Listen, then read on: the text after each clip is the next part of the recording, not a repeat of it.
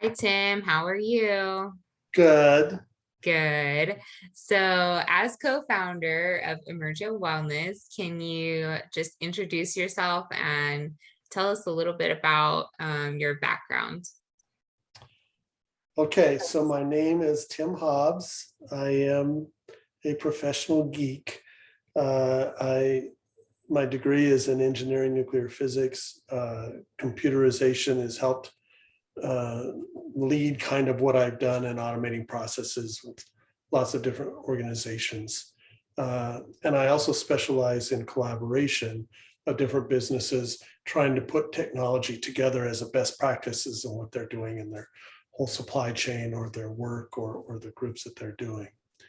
So in order to make that work for Emergent Wellness, we're looking at who are the people out there who would like to collaborate on having people look at what's healthy and where they're trying to go and how do we put the technology, the people, and the resources together to make that happen. Perfect. And what inspired you to start Emergent Wellness? Well, I have another company, Data Connect, and we've been doing this for 33 years. My clients tend to be very large. They're the McDonald's, JP Morgan, Kiewit Construction, regulatory agencies. And in doing that, I thought, why can't we take the technology that we're creating and do that for people who want to make a difference in the world? So who are the change makers? If we look at 10, 100, 500 years down the road, what is it that we're doing today that would lead to a positive impact in the future? And how could I participate with that kind of a group of people? So if we wanted to recreate what we mean by wellness and well-being, if we want to look at your generation, Tara, and the generations past you and say, what is it that fits my belief system? How do I create community around that? How do I build around that something that's positive in my heart that I want to apply my time and efforts to? And how do we help you have an infrastructure to make that possible? Perfect. Yeah, so definitely a lot of passion there for you. I have a lot of passion. Thank you. Yes. Can you give an example of the type of practitioners and organizations that Emergent Wellness is attracting?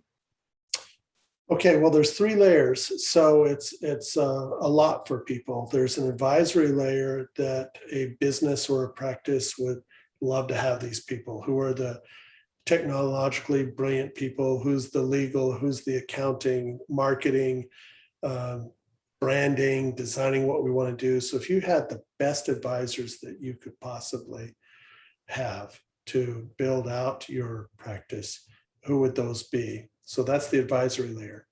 Then on the provider layer, who are any of the providers out there in life that want to make a positive difference for people? So that might be literally a doc, or it could be somebody who loves sound healing, or somebody who customizes mugs, to put a smile on people's face. So there's a lot of people that say, well, I care about putting a smile on somebody's face or helping them in life or healing or whatever. So you have product providers, you have practitioners, and you have everybody else in between that are businesses that are out there trying to make things work. If we get them to collaborate together on modalities or projects or regions, maybe you have somebody in St. Louis that want to know, well, what if I want to go see an eye doctor or chiropractor? Could I have a concierge? Today, in the land of typing in on a phone and waiting 20 minutes for some robot probably to answer. Today, I just had a problem with that where the robot actually got stuck and it kept going, hello, hello, hello, hello.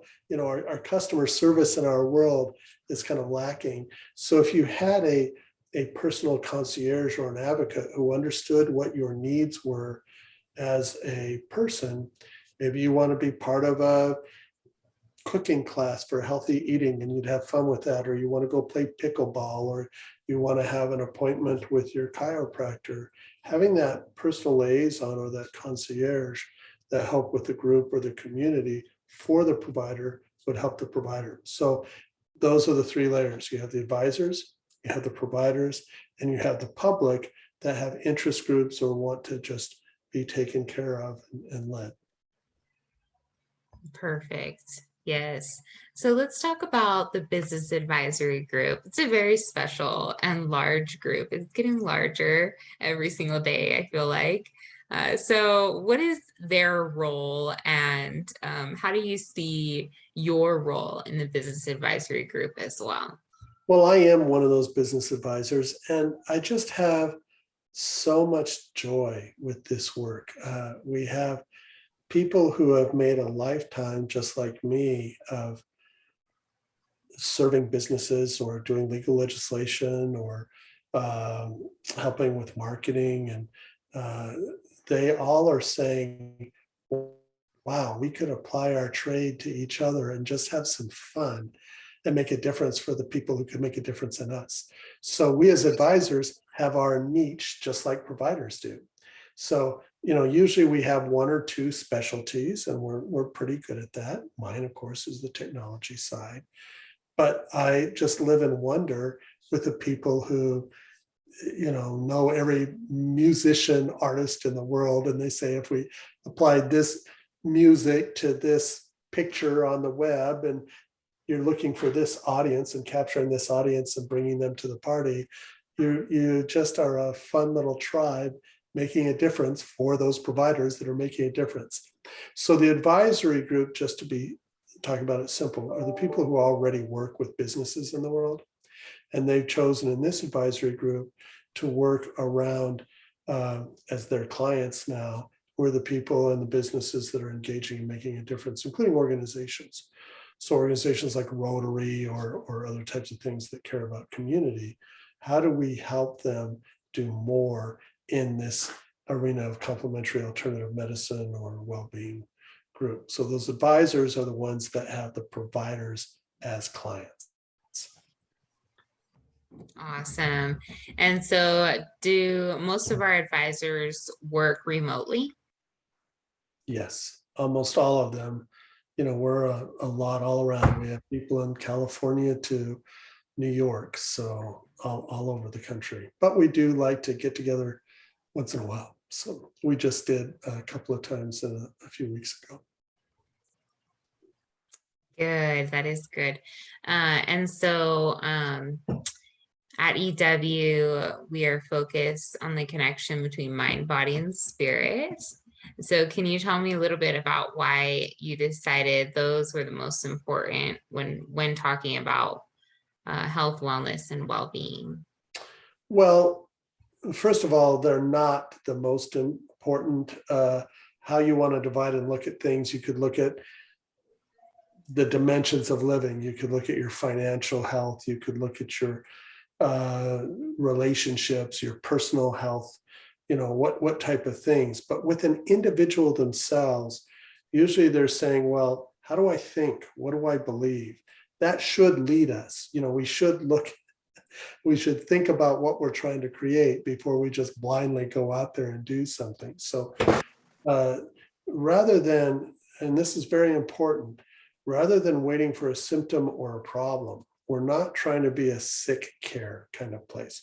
We're trying to be a what's possible type place. So when we talk about mind, we're talking about what would you create if you had the choice? How would you create that? When we talk body, we kind of talk about, well, there's my physical body, but then there's the body or the physical activity that has to happen out there with my venture or what I'm trying to do.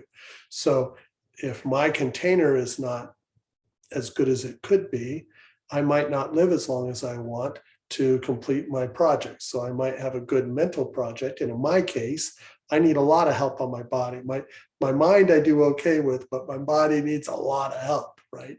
And then spirit, which to me is hopefully the over controller. So, and for some people that are scientists, they might think epigenetically, they might think, how do I want to do? But when you look at what's your belief system, how does that create the system from what you're thriving in? Most of us don't take the time to be conscious to talk about it. And when we talk about it, we have to be very, very careful because we're not interested in somebody enrolling us in somebody else's belief system. We're interested in what is it that I believe? How do I be conscious of that? Who do I trust in that dynamic? And how does what I do, mind and body, fit with my belief system? So how do you create that concert? So mind, body, and spirit is just a way that people speak, but it by no means is a system that has to be that way. People explore things different ways. Definitely. And with the business advisory group, how can members benefit from working with them? So some of the business advisors not only work with providers, but they work with the public. Maybe the public wants to say, how do I invest wisely? What's the legacy that I want to do? Do I have a will? Do I care about my family? What kind of insurance needs? How do I look at my whole financial model? A business has the same thing. So a business says, what do I do for my key man insurance? What's my type of business? How do I have the capital to fund myself over time? How do I set up credit lines? So, finance is a big part of our life. That's the gasoline that make our ideas work. Maybe we have an idea and we don't know how to implement that. So the advisory group would work with a provider and say, here's what I would like to do. Maybe this is another line of business I'd like to do, or I'd like to start collaborating around this type of thing. My vendors want me to grow. My clients want me to offer more services. How do I expand? Who's the people that I talk to expand that? How do I test market? How do I get involved in the community? So the advisors work in a myriad of ways depending on what the objectives you have in your business. Most businesses don't think 6 and 10 years down the road, and how do they want to stop doing business?